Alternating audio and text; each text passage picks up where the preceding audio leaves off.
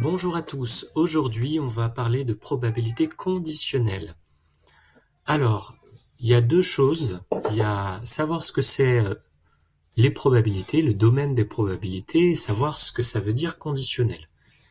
Alors déjà, les probabilités, en fait, c'est la discipline qui permet de faire des prédictions sur des événements aléatoires, des expériences aléatoires.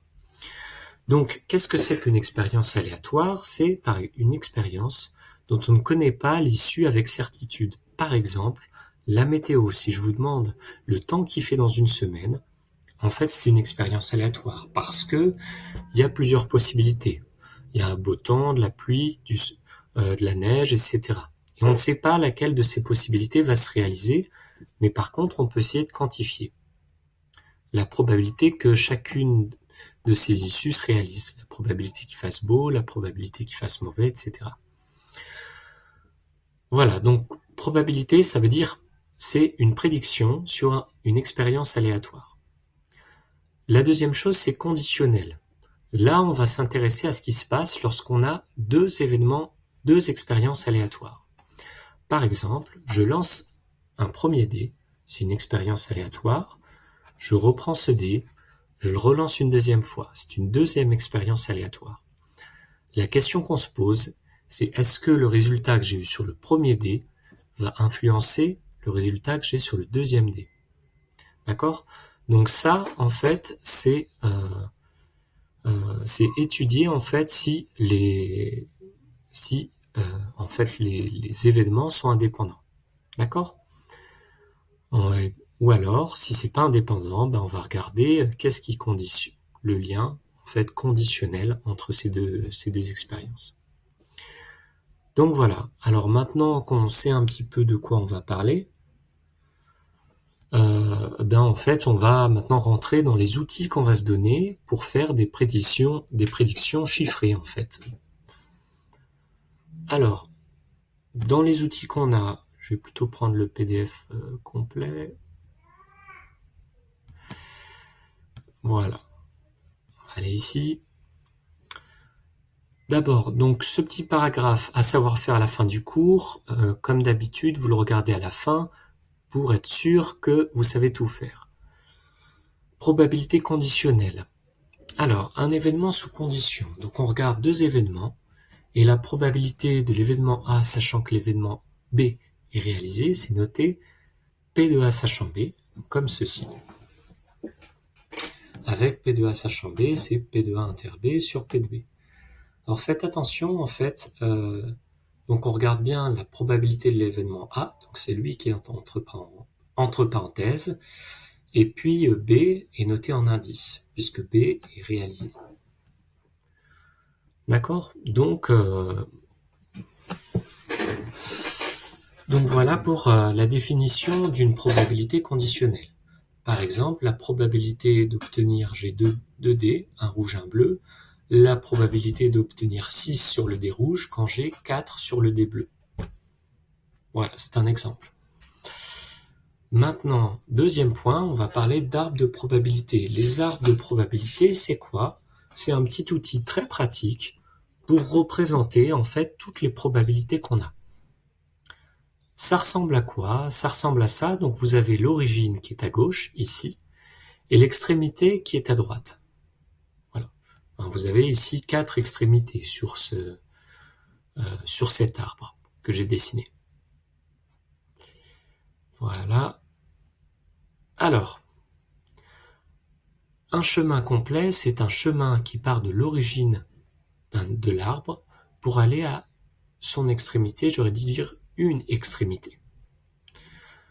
Et la probabilité d'un chemin complet, c'est égal au produit des probabilités qui sont sur le chemin. Je vais vous montrer de quoi je parle dans un petit. Voilà, donc je vais vous donner un exemple de chemin complet.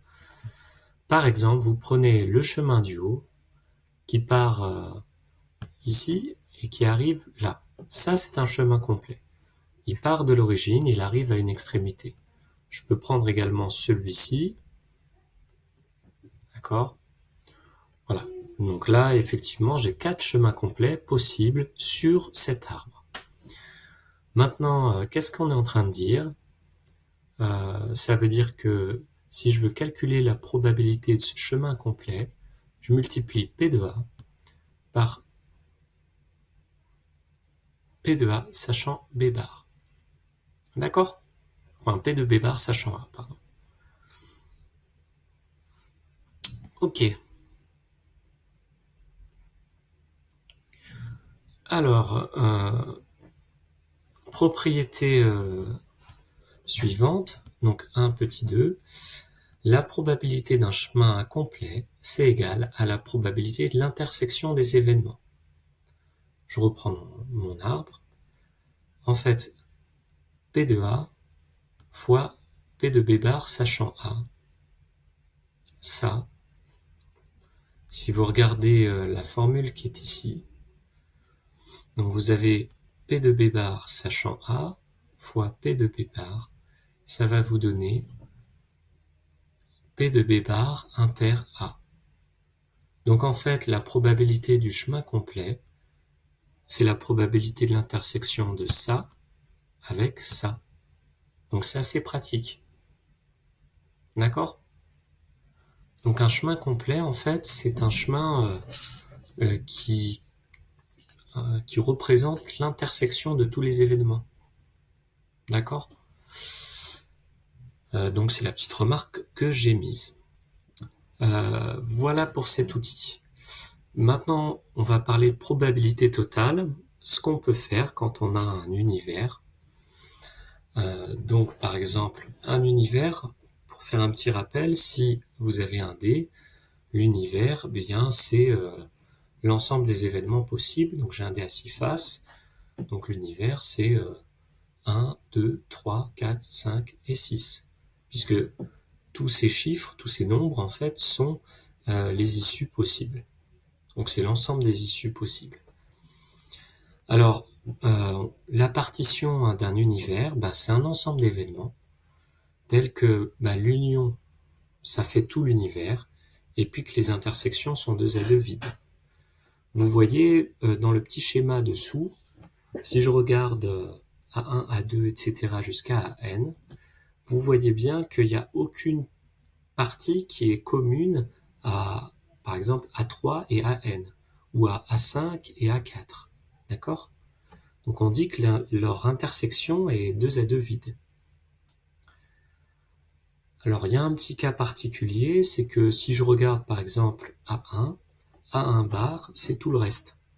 Donc évidemment A1 et A1 bar, leur intersection est vide, par définition du complémentaire, et A1 union A1 bar, c'est bien l'univers, là aussi par définition du complémentaire. Alors si on a une partition, pourquoi on s'embête finalement à faire une partition? C'est intéressant parce qu'on peut calculer la probabilité. La probabilité de l'événement B, c'est la probabilité de l'événement B inter A1, plus la probabilité de l'événement B inter A2, etc., plus la probabilité de l'événement B inter AN. Oui, parce qu'en fait, vous allez ajouter tous les petits bouts qui sont ici, là. Et vous allez finir par trouver la probabilité de B. D'accord? Alors maintenant, il y a une chose intéressante, c'est que comment ça se traduit dans un arbre. Si vous prenez toutes les extrémités de l'arbre, ça fait une partition de l'univers. D'accord? Puisqu'on a toutes les issues possibles, donc on a bien l'univers, et que chacune des issues s'exclut l'une l'autre. Donc on a bien l'intersection 2 à 2 qui est l'ensemble vide. Donc on va voir une petite propriété. Donc dans un arbre de probabilité, la probabilité d'un événement A, c'est la somme de la probabilité des événements qui partent de A. Ça veut dire quoi? Ça veut dire qu'ici, la probabilité de A, d'accord, c'est la probabilité de 1 inter B bar plus la probabilité de 1 inter B. D'accord?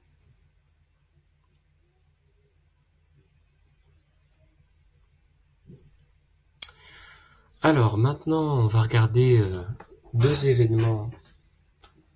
L'indépendance des événements. Quand est-ce qu'on peut dire que des événements sont indépendants? bien si on a P de A sachant B qui est égal à P de A. Autrement dit que B se produise ou non, on n'en a rien à carrer finalement. A va toujours avoir la même probabilité de se produire. Donc si A et B sont deux événements indépendants, en fait on va avoir P de A inter B, c'est P de A fois P de B.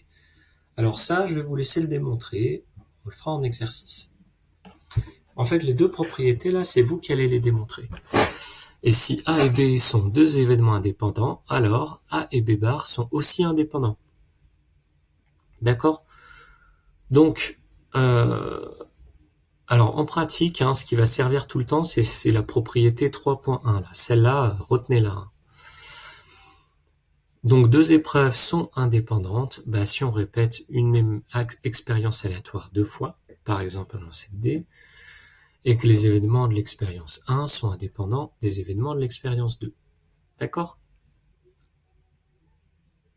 Et on a défini ce que c'était que des événements indépendants. Et voilà, c'est tout pour ce cours de probabilité. Donc, il y a trois choses qu'on a vues. Les probabilités conditionnelles. Qu'est-ce que c'est? Comment on peut les représenter sur un arbre de probabilité? On peut aussi utiliser un tableau, c'est des choses qu'on verra en exercice. La deuxième chose qu'on a vue, c'est comment est-ce qu'on peut partitionner un univers, et puis ce qu'on appelle la formule des probabilités totales. Du coup, une fois qu'on a une partition, ça nous donne un outil pour calculer la probabilité d'un événement. Et puis troisième point, comment est-ce qu'on détermine si des événements sont indépendants ou pas? Donc là, effectivement, on va utiliser principalement cette propriété 3.1 dont je vous ai parlé. Voilà, c'est tout pour aujourd'hui. J'espère que c'était clair. Et puis si c'est pas clair, on en reparle ensemble.